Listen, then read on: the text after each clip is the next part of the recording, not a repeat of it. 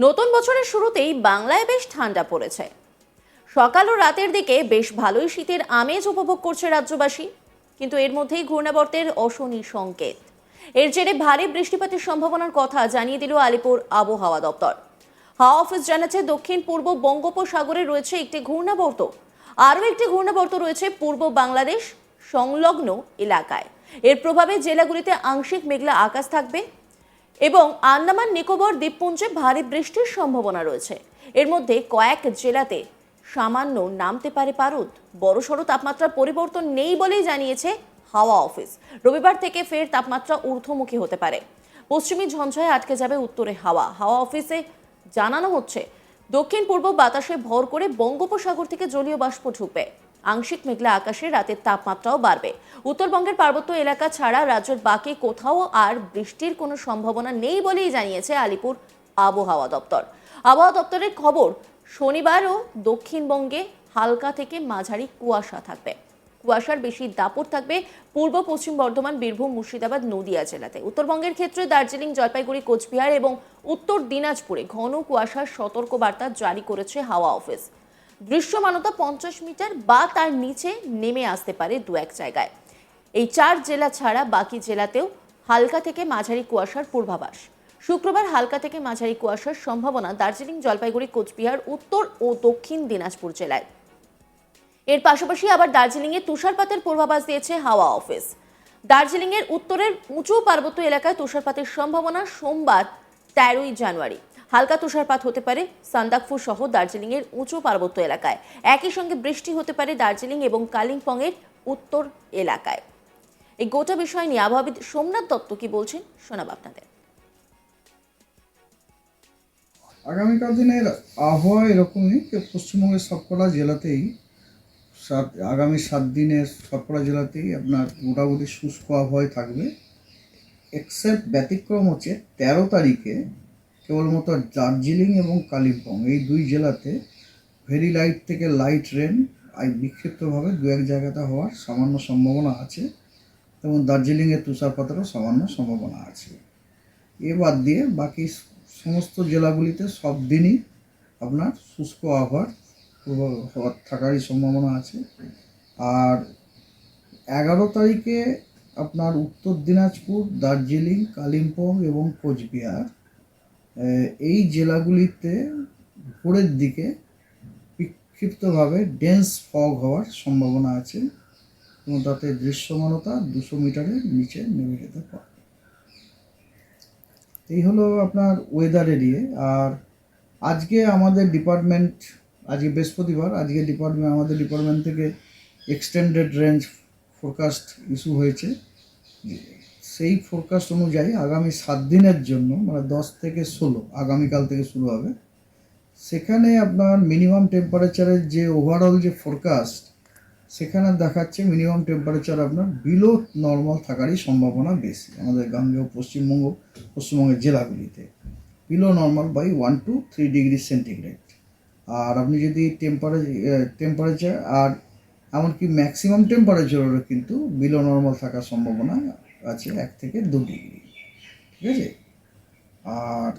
আর একটা জিনিসও আছে যে দক্ষিণ পশ্চিম বে অফ বেঙ্গলে বঙ্গোপসাগরে 30 থেকে 60% প্রবাবিলিটি আছে সাইক্লোজেনেসিস মানে লো প্রেসার এরিয়া ফর্ম হওয়ার একটা সম্ভাবনা আছে। এবং আন্দামান সিতেও 10 থেকে 30% প্রবাবিলিটি আছে আপনার কোনো লো প্রেসার এরিয়া ফর্ম হওয়ার জন্য। তো আর এমনিতে আমাদের যে লোকাল যে ফোরকাস্ট সেটা হচ্ছে গ্যাঞ্জেটিক ওয়েস্ট বেঙ্গল এবং সাব হিমালয়ান ওয়েস্ট বেঙ্গলে আগামী দুদিনে কোনো বড় পরিবর্তনের সম্ভাবনা নেই। মিনিমাম টেম্পারেচারে বড় পরিবর্তনের সম্ভাবনা নেই বলতে আমরা এটাও ইনক্লুড করছি যে মিনিমাম টেম্পারেচার আজকে যা আছে কালকে বা পরশু কিন্তু তার থেকে 1 ডিগ্রি কমতে পারে। 1 ডিগ্রি কমাটা বা 1.5 ডিগ্রি কমাটা এটা কিন্তু লার্জ চেঞ্জের মধ্যে পড়ে না, নো লার্জ চেঞ্জের মধ্যেই পড়ে।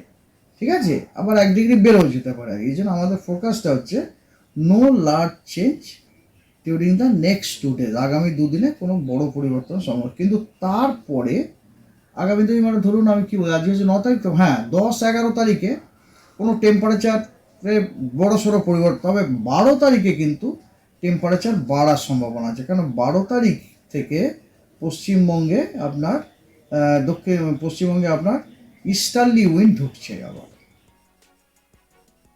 নতুন বছরের শুরুতেই বাংলায় বেশ ঠান্ডা পড়েছে। সকাল ও রাতের দিকে বেশ ভালোই শীতের আমেজ উপভোগ করছে রাজ্যবাসী, কিন্তু এর মধ্যে ঘূর্ণাবর্তের অশনি সংকেত।